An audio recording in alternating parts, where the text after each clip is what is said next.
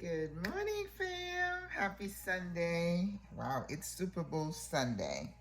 So today I decided I want to cook something that I'm probably going to be using for the next few days. I was at the Caribbean store the other day and I said, you know what? I feel like some goat.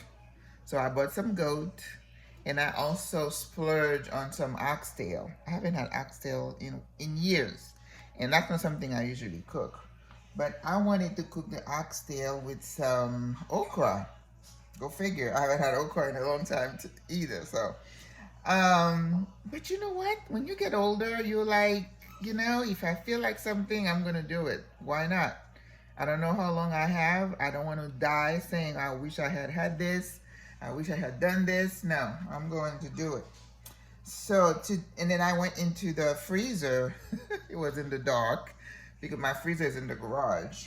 And I reached out. I thought I was getting the oxtail because I went to the store specifically looking for okra and I didn't find good okra. Okra, if you buy the real big one that are kind of mature, the skin is kind of tough. So you have to buy the young one, the baby ones. Little tips like that. I didn't find any and they were super expensive. Oh my goodness, I let Lulu out. So let's hope she doesn't make any messes anywhere. Right, Lulu? She loves to be out and to be around me. But anyway, I didn't find the okra, so I seasoned the goat last night. I went to Walmart yesterday. I bought a few things and I got home. It's like, I'm out of garlic. So even though I seasoned it last night, I put everything else in there except the garlic. So you have fresh lemon juice. You have vegetable oil. I crushed up one scotch bonnet pepper. I chopped some onion. I have thyme. I have pepper. And then my other little spices. This one is the roasted garlic rosemary. And I have some herbe de Provence, which is a mixture. And some adobo, of course. And I usually have like a lemon pepper. Okay, which is pretty mild and you can put it in anything. So now I went and I got the garlic. I'm not gonna smash it. I'm gonna use my garlic presser. And then while the meat is cooking, I'll prep the veggies. I can let you watch that. So I'm probably gonna have 2 videos. The beginning, once the meat is cooked, then we start the process of adding the veggies. So what I decided I'm going to do with the goat, not curry goat, not Jamaican, even though I love curry goat, but that's not what I feel like eating right now. And I have to be real careful with my tummy, so I hope this goat doesn't mess me up. I feel like I really should be a vegan. This morning I had some boiled eggs, so I can be vegan, right? Yeah, certain things. I feel best when I just eat like salads and fish and no chicken and everything in moderation. If I splurge on anything, if I overeat anything, then my tummy lets me know. So it's the aging process, okay? So I have some oil in the pan and I'm going to put the garlic in there. Oh boy. There we go. Yeah.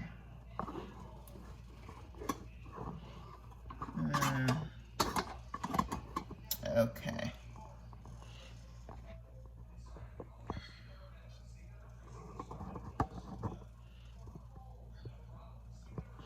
All right. So the oil. Hi, Lulu. Hi, my baby. Uh-huh. Ooh, this looks like it's gonna fall into the oil. Oh, goodness. Okay. So we're gonna put the garlic in.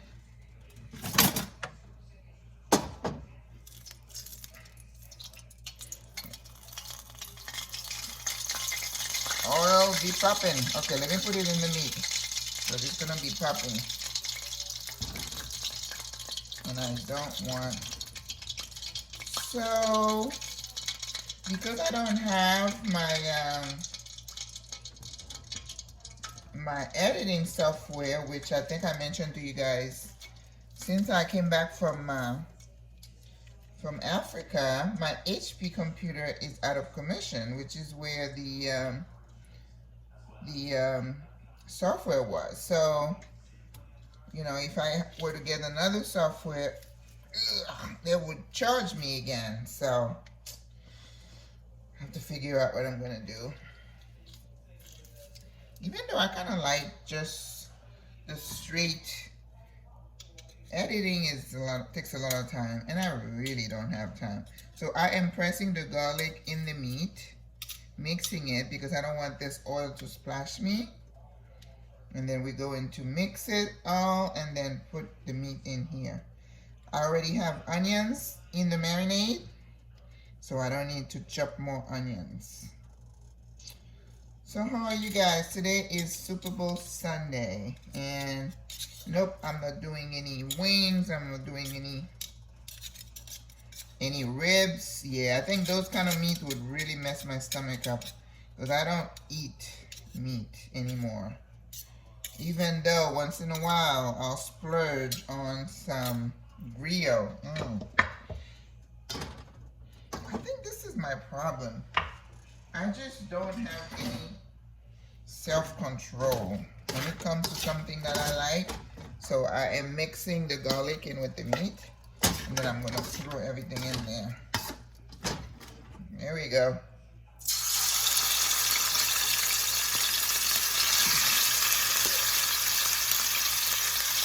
Yeah, that's my biggest issue. Oh boy. I tell you. So much going on in this crazy world. So much. Everybody is unhappy about something. Truckers, convoys, no mandates, no vaccine requirements. Oh my goodness. I stay out of the discussions. I'm vaccinated and boosted because I work in a high-risk area. I don't know how people can say it's my right to be vaccinated, but when they're sick, they go to the hospital. I have them in my facilities. You know, I had this guy who was unvaccinated, he got COVID, was on the vent, and then he comes out still refusing the vaccine. Yeah. Again, that's his right. I refuse to engage in those conversations and discussions. All right. So what we're going to do, I'm going to brown this, and then I'm going to add some water, cover it. Now the goat, I haven't cooked goat in a while, but I know with the oxtail it takes a while. Like it will shorten the time by using the pressure cooker. But with the goat, I'll see.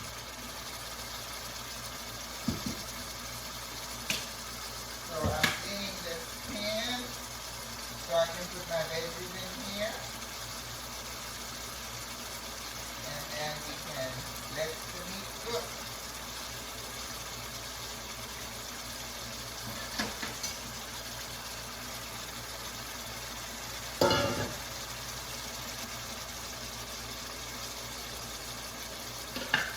So we'll let the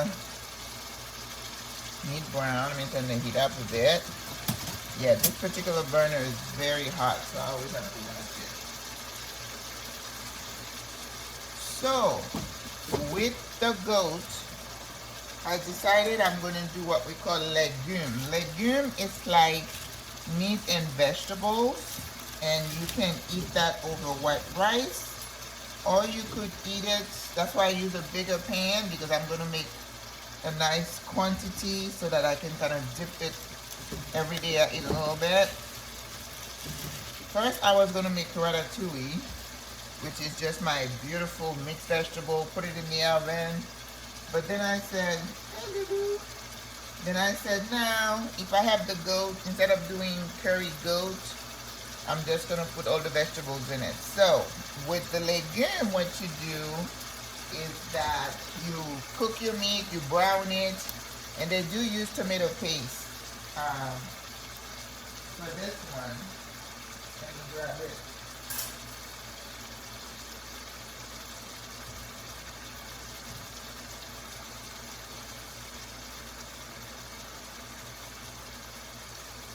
I usually don't put tomato paste in my food, but you know you can. There's nothing wrong with it because I stay away from tomato these days. But yeah, we're gonna put that. But the base vegetable that you use when you're doing your legume is eggplant. You do eggplant, carrots, and then the rest of it, you could do chayote, which is milton. You could do spinach. Definitely you want spinach. And you could do callaloo, or you could do, you can add some cabbage. Some people add crabs at the end. The crab kind of gives it that a nice flavor at the end, okay? So if you so feel compelled, I was not in an area yesterday where I could get some crabs, some blue crabs, and I was like, I am not driving all the way into town. So I was looking at some crab legs, and they were like 3 legs for like $20 some, and I'm like, no, I can do without it. I am kind of cheap that way.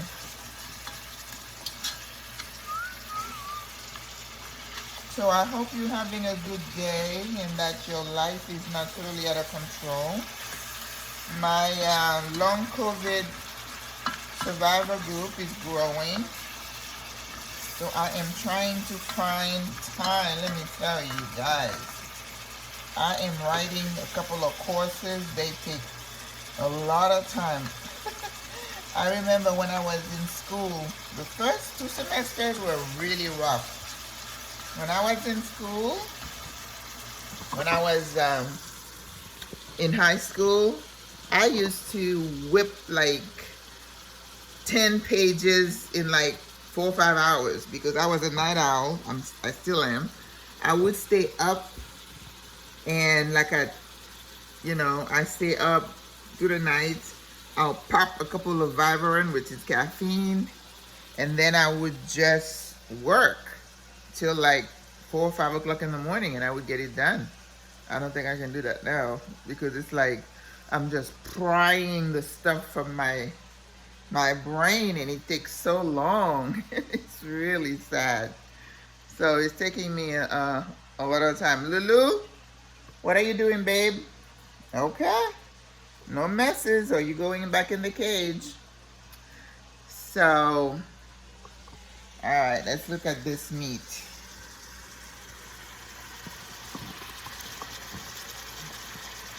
Okay. Well, I'm gonna turn the heat down and let this cook. All right.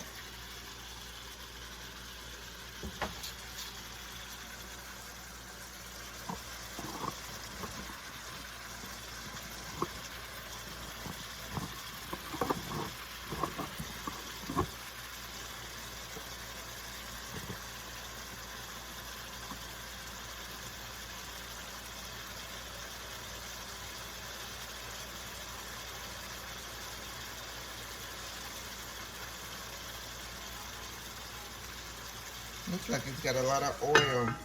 Yeah,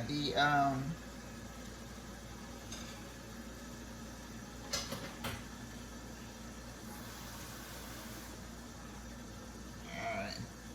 Let's add a little bit of water because I think it's gonna need it. Alright. Okay, so now we are going to, hey Lulu, say hi Lulu. Hey Lulu. Alright. There we go.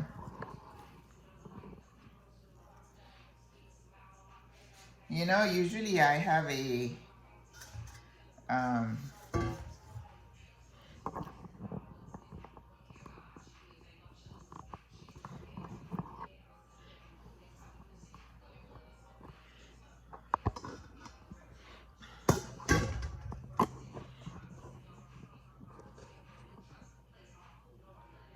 All right, so I cleaned this, so I'm gonna put my veggies in here. What's the matter, Lou? Are you scared? Okay. Fresh thyme I got from the store, and I got fresh cilantro because we're definitely gonna do a bouquet garni. I still have, let's see, I have like a little bit of squash left. Let's see, maybe if I can put it in there. I hate to throw things away. I might throw it in there. No one will know. I don't like to throw things away. Oh no.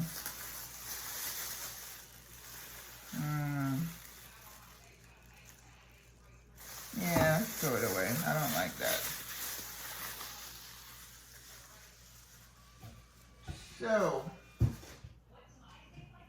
we are going to do some carrots. So the carrots and the eggplant go in at the same time. I'm going to use, I have bought some broccoli, what do you call these? Little bunches. So I'm going to reserve these for the end. Okay. I have some okra. I bought some frozen okra because I didn't like the one that I saw. So, love this little thing for carrots. Yeah, I usually put some music on, but today I turned the TV on and I was watching this channel. Because, you know, I can't watch CNN and Fox News all the time. And I don't want the politics and I don't want to hear all the bad news. So there is a TV channel called Link, L-I-N-K TV. And it does a lot of documentaries, and it gives you a glimpse into cultures and things from all over the world.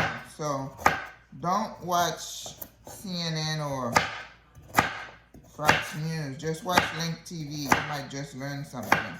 And it's usually apolitical, which is what I like about it. It doesn't tell you anything because they have an agenda or they just want to show certain news, which is what I feel like, you know, media in general does. You know, they focus on one thing only, and it's never something good. It's usually sensationalism, and I don't have time for that.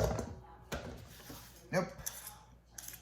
So instead of watching Links today, I am watching this. I don't even know what they call this channel, but they show a lot of young kids who they want to be rappers, and of course we hear in the news about all these rappers being shot. They're all killing each other, and that is not an environment that, you know, these kids, they get so passionate about rapping because the rap culture is dangerous. I mean, you know, I know when the kids were growing up, there was one of them who was all into the Hollywood, was to do that, and I'm like, you don't want to be in that environment. And I remember my daughter's like, oh, I think you can handle it. I'm like, no, you don't know that. Look what happens to a lot of them, you know. It's a toxic environment to be in. Hollywood and the glamour and the glitz. They were talking to one, I won't say the name, very popular singer, very young, right? And they were talking about how the entourage is, this is my eggplant. Look at that. Isn't that a nice way to peel eggplant? That if he's coming home, when they pick him up from the airport or from his private jet, and the limo comes to pick him up, they say in that limo there was everything he could possibly want and suggestion, because a lot of these kids get hooked on drugs, not on their own, but it's the entourage And usually the manager or people who, who have a stake in their success, they were pushing, pushing, pushing. When they schedule you on a tour and a kid or a young person is very tired and say, oh, I don't think I can make it. They're like, oh yeah, you have to. Take a couple of these pills and they will, perk you up. There you go. Then they get hooked on pills. And I remember one of them was being interviewed. He's an older person now. And he was saying his manager gave it to him and insisted that he take the pills so he could keep performing and make him money. So when you're in this environment, if you can say no in the beginning, but after a while you get weak. You give up because it's like you get sucked in that web. So I'm sorry, I have nothing positive to say about Hollywood, the film industry, the music industry. No, I've seen too much. That is not something I would ever be interested in, nor would I ever want my kids to be exposed to. Okay, so too much.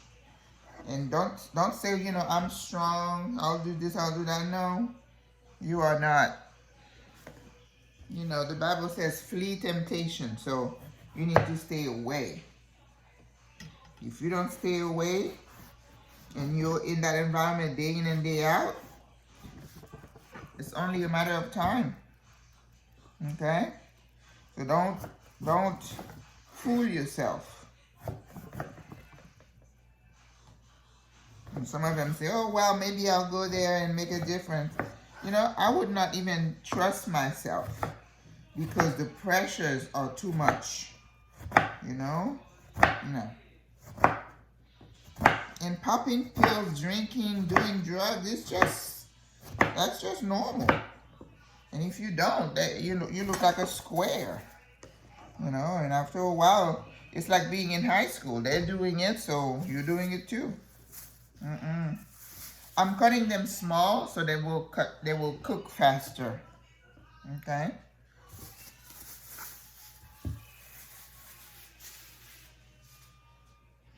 So these kids are having some kind of a contest.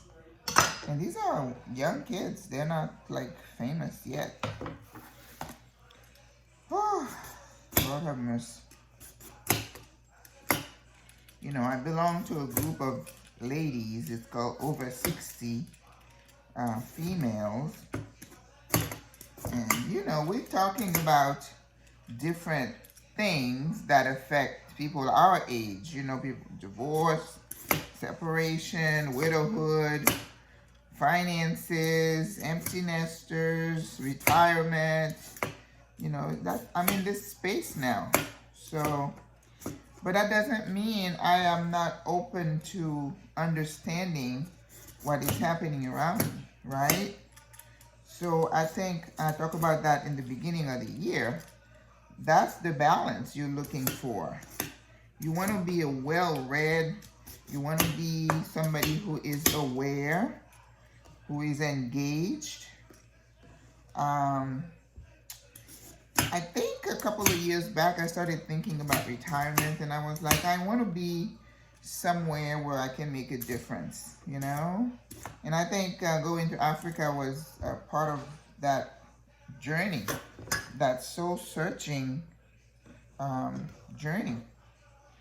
But I realized that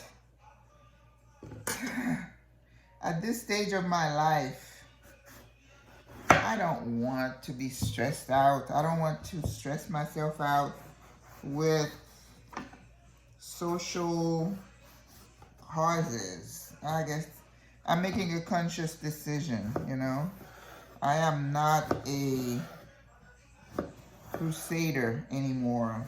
I'm tired. So I'm reframing my thinking. But there's another group that is kind of I think we're kind of part of the same spinoff. And this is a group there are 2 or 3 ladies, and they have several other women. But there is a, what do I call it? It's a movement, I would say. Yeah, that's an appropriate term. A movement of young women, especially black women, becoming enlightened to what's happening around them, to the lies that we have been fed about the American dream, that you have to work 2, 3 jobs, you have to have all these kids, you have to have the house, and your status is determined by your job and where you live, the kind of car that you drive. And you know, the movement is trying to tell women, no, you don't need all this stuff. Look what it's doing to you. You can't keep your families together. You can't keep your marriage together. You picked the wrong partner because you were pressured by society to get married. And a lot of these women now are saying, you know, I don't have children, I'm not married, I'm just coming to the understanding that it's okay, that I'm enjoying my life such as it is. You know, some people should not be parents, and there is nothing wrong. Like, I admire Oprah, who says she doesn't want children. That is her choice, okay? And I think some people are just naturally born nurturers. Yeah, they should have children, but some of us should not, and it should be okay. But society puts so much pressure on you. You feel shamed. People are freezing their eggs, going through cancer treatments, and you know, you're not going to be around. Why do you want to have children? Who's going to take care of them for you? You know, I personally feel sometimes it's selfish. We enter into those relationships not only because of societal pressures, but some of those decisions are selfish. I remember when HIV was just rampant, you know, they would tell people, just like for sickle cell, it's like, you know, you could pass this virus onto your babies. Why do you want to have babies? And some of them would choose to have babies anyway. To me, that was selfish, but I don't know what their reasonings are. But, you know, I don't want to be pointing finger at people, but I think we have to kind of, you know, take time and think through things. So the movement, and I'm so encouraged, the movement is that these young women, those millennials, people who've been burnt out in jobs, you know, nurses, we don't need to be doing this anymore to ourselves. Look at our health is suffering, our families are suffering. We're not doing it anymore. And you know what? Bravo. I applaud it, because I think, you know, it's like when you look at Americans, we work 80, 90 hours every 2 weeks, or we work 70 hours a week. You hardly take a vacation. If you ask for a day off, your employer shames you into taking a day off, telling you, well, we're short. What do you mean? We can't give you. Make sure you know your rights, okay? If you feel you need time off, you need to be able to take it. And you know, you hear these companies saying, oh, we're committed to work-life balance until you ask for a day off. First of all, they're not going to give it to you with pay, and then they make you feel guilty, or they keep calling you while you are off. Well, I tell my job, if I'm off, I'm turning my phone off. Do not call me, okay? Because if I'm not there, the business is going to survive without me. So don't let them make you feel guilty that, oh, you know, you're taking a day off. Who's going to do your work? Well, you figure it out. All right. Oh, my eggplant. What else do I have? I have frozen okra, and I have little stuff. So I'm going to go ahead and cut those, but I'm not going to put it together with the eggplant, the broccoli, because they would not be cooking at the same time. It's okay, Lulu? And once I finish that, I'll make the bouquet garni. And then I'm gonna stop the video. And then once the meat is cooked, then we'll start it over for part 2. So, with the legume, what am I gonna eat with it? I decided I'm making cauliflower rice today. So I bought frozen cauliflower. I could have bought the fresh one, but less cutting. So I'm going to use, I was thinking if I want to do green peas or do I want to do black beans. You know, I'm trying to stay away from the legumes. They're telling you it's not really good for your digestive system anymore. So maybe I'll do green peas. It might look nice next to the legume.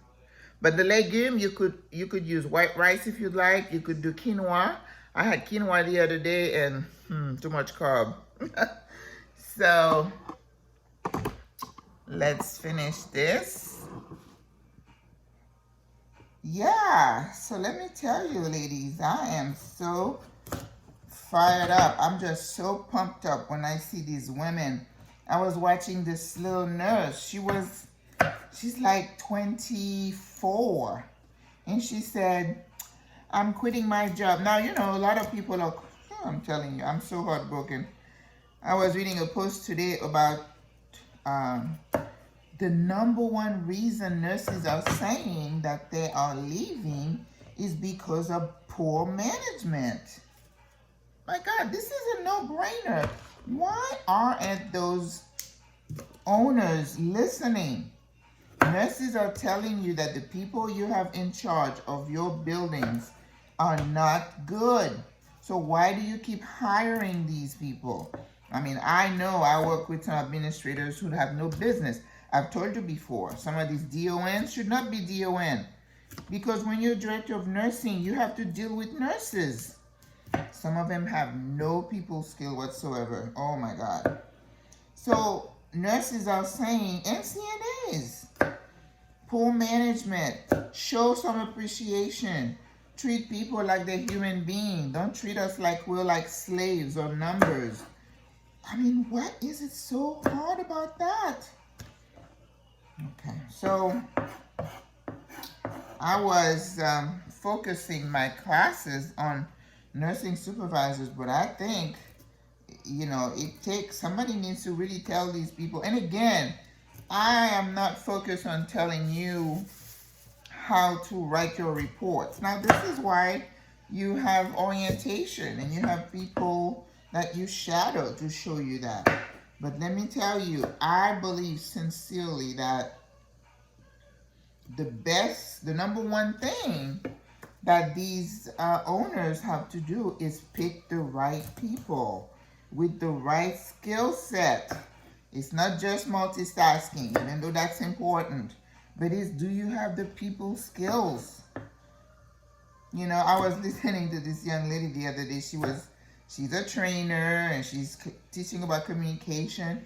And she was saying, well, you could be a good manager, but you don't know how to treat people. And I was saying, but hold up.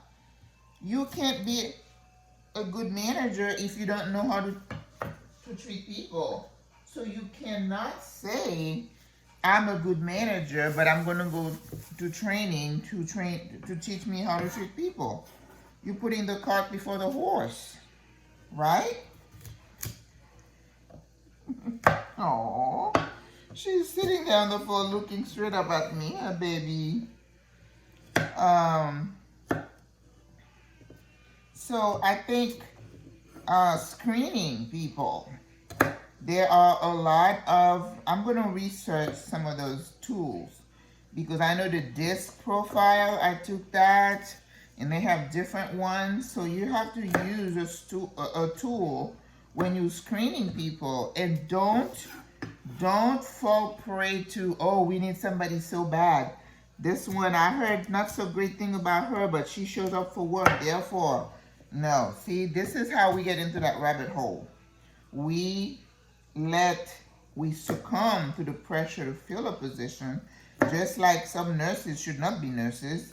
I think the schools should screen their students better, right?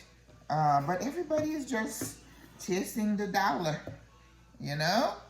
They just don't, it's a culture thing. They don't care who you put in that position as long as you fill the hole. And that's why we're in the mess that we're in. So now you heard about the Million Nurses March coming up. And, all right, Lulu, don't let me see anything on the floor, babe. You know that nurses are demanding certain things from their employers. And employers now, it used to be, oh, well, you don't have a choice. You have to come to work. I don't care what you say. You need the money. Well, now they're making the money. So what they're doing, instead of changing the work environment, instead of saying, we're going to pay you better, we're going to show respect, we're going to invest in creating a positive work environment. And you know what? It is not rocket science. I used to look around and I used to say something simple as, I said, why don't you have a hydration CNA? Because in my practice, I see a lot of problems in skilled nursing facilities that are directly related to isolation and dehydration, okay? A lot of problems are created because these people are not being looked after. When you give a CNA 15 patients to get up in an 8-hour span, she has to get them up, she has to dress them, she has to bring them their tray, take the tray away, get him out of bed, get him back in bed, change them if they're wet. There is no way in hell a human being can do all that by herself. So what you need to do is reshape the way work is done. You don't have to be stuck on, well, you have this room. How about pairing them? How about adding some support? Have somebody go and pass the water. Have somebody have therapy involved to get these people out of bed. There are things you can do, but they're not willing to change anything. We want to do the same thing and expect different, better results. You know, that it's a sign of, they say it's insanity. Oop, oop, oop, oop, oop. My meat, my meat, my meat. Okay. Wow.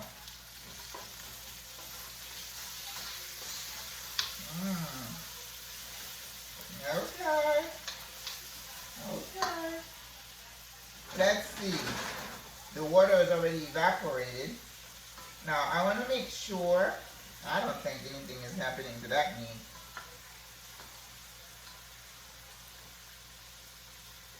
Because what I want the meat to be kind of halfway done.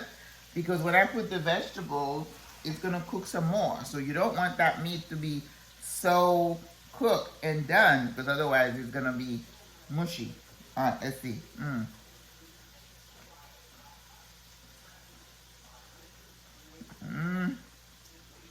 I think it needs to cook a little bit.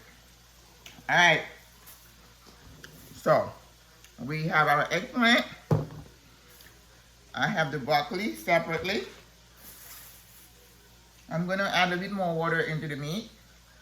Let it cook for like 5-10 more minutes. And then I'll come back and show you. Okay? See you soon. Au revoir. À la prochaine.